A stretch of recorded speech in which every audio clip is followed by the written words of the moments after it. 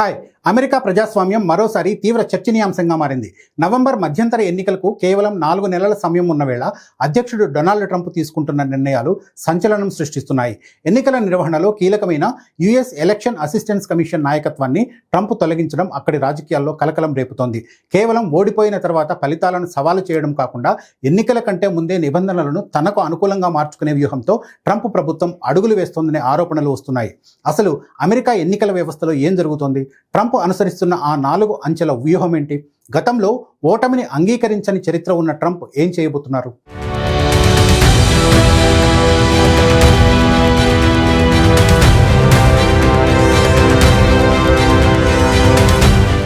America ఎన్నికల assistance కమిషన్లోని 2 Democrat కమిషనర్లను వైట్ హౌస్ ఈమెయిల్ ద్వారా తొలగించింది. ఏకైక రిపబ్లికన్ కమిషనర్ కూడా తన పదవికి రాజీనామా చేశారు. దీనివల్ల మధ్యంతర ఎన్నికల ముందు ఈ కమిషనర్లు లేకుండానే ఖాళీగా మారిపోయింది. మరోవైపు ఓటర్ల జాబితాలో నూతన నిబంధనలు అమలు చేయాలని రాష్ట్రాలపై ఒత్తిడి పెరుగుతోంది. ఓటర్ల జాబితాల డేటాను సేకరించేందుకు ఫెడరల్ నిధుల ద్వారా ఆంక్షలు విధిస్తున్నారు. అమెరికా ఎన్నికల నిబంధనలను, సంస్థలను తమకు అనుకూలంగా మార్చేందుకు ట్రంప్ యంత్రాంగం ప్రయత్నిస్తోంది. 2020లో ఎన్నికల తర్వాత ఫలితాలను మార్చడానికి ప్రయత్నించిన ట్రంప్ ఈసారి ఎన్నికల కంటే ముందే రంగంలోకి దిగారు. డొనాల్డ్ ట్రంప్ రెండోసారి అధికారంలోకి వచ్చిన వెంటనే 2025 మార్చి 25న ఒక ప్రత్యేక ఎగ్జిక్యూటివ్ ఆర్డర్పై సంతకం చేశారు. అమెరికా ఎన్నికల సమగ్రతను కాపాడటం దీని ముఖ్య ఉద్దేశమని ప్రకటించారు. ఓటరు నమోదు కోసం పౌరసత్వ ధృవీకరణ పత్రాలు సమర్పించడాన్ని ఇందులో తప్పనిసరి చేశారు. మెయిల్ బ్యాలెట్ల నిబంధనల్లో కూడా మార్పులు తీసుకువచ్చారు.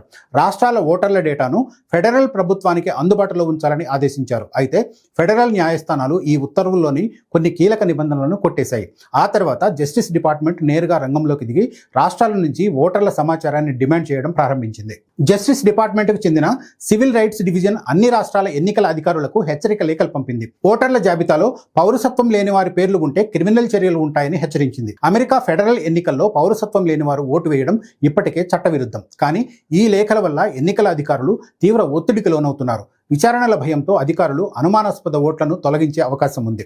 అమెరికాలో కేంద్రీకృత జాతీయ ఓటర్ల జాబితా అంటూ ఏదీ లేదు.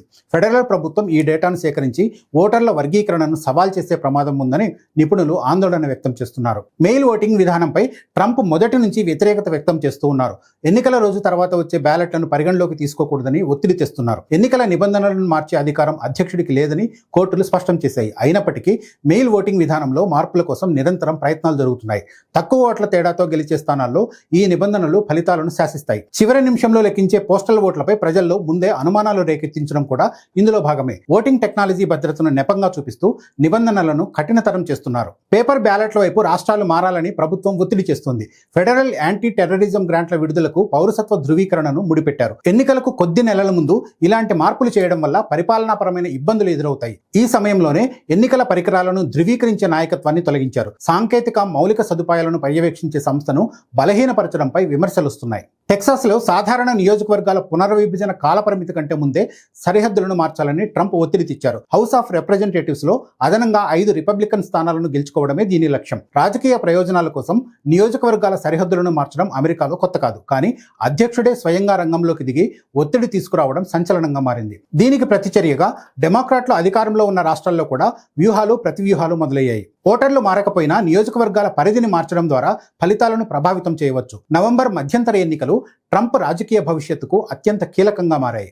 2020 ఎన్నికల్లో అక్రమాలు జరిగాయనే వాదనను ట్రంప్ ఇప్పటికీ వదలలేదు. కోర్టులు ఆ ఆరోపణలను తిరస్కరించినా ప్రస్తుత ప్రభుత్వం ఆ అంశాలనే ప్రచారంలో పెడుతోంది. గత ఎన్నికల్లో ట్రంప్ వ్యూహాలను తీవ్రంగా నిరోధించిన జార్జియాలోని ఫుల్టన్ కౌంటీపై ఇప్పుడు ప్రత్యేక దృష్టి పెట్టారు. 2020 ఎన్నికల్లో పనిచేసిన ఉద్యోగులు, వాలంటీర్ల వ్యక్తిగత సమాచారాన్ని జస్టిస్ డిపార్ట్మెంట్ డిమాండ్ కోరుతోంది.